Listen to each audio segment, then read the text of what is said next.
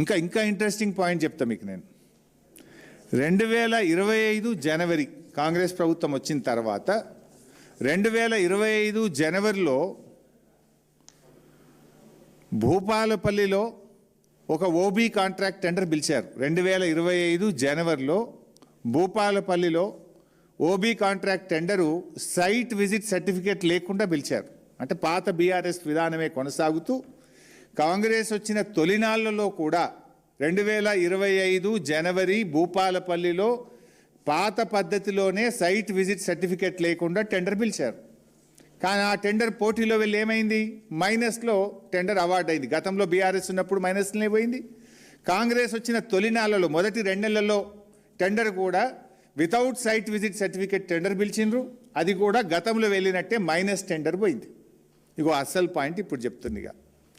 2025 జనవరి భూపాలపల్లిది site visit certificate లేకుండా అయింది.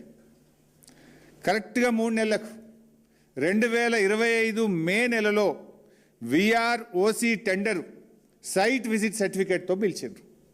కరెక్ట్గా 3 నెలల తర్వాత, అంటే 2025 మే కాంగ్రెస్ ప్రభుత్వం వచ్చినాక ఓబీ వర్క్స్లో సైట్ విజిట్ సర్టిఫికేట్ విధానం తీసుకొచ్చారు. దాని లబ్ధిదారుడు ఎవరు అంటే దాని లబ్ధిదారుడు సృజన్ రెడ్డి, శోధా కన్స్ట్రక్షన్స్.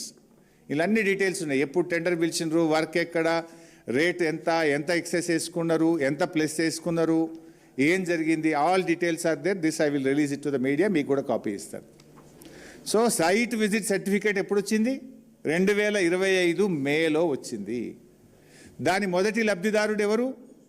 ముఖ్యమంత్రి బావమర్ది సృజన్ రెడ్డి, ఆయన కంపెనీ శోధా కన్స్ట్రక్షన్స్. ఓబీ వర్క్స్లో మొదటి లబ్ధిదారుడే ముఖ్యమంత్రి, ఆయన కుటుంబ సభ్యులు. దీన్ని మసిబూసి మారేడికాయ చేసి ఇదేదో పాతగానే ఉండే, వెనుకటనే ఉండే అని నానా తంటాలు పడ్డాడు పాపం భట్టి గారు. సో ఇక్కడ స్టార్ట్ అయ్యి ఇక చాలా టెండర్లు జరిగినాయి. ఇక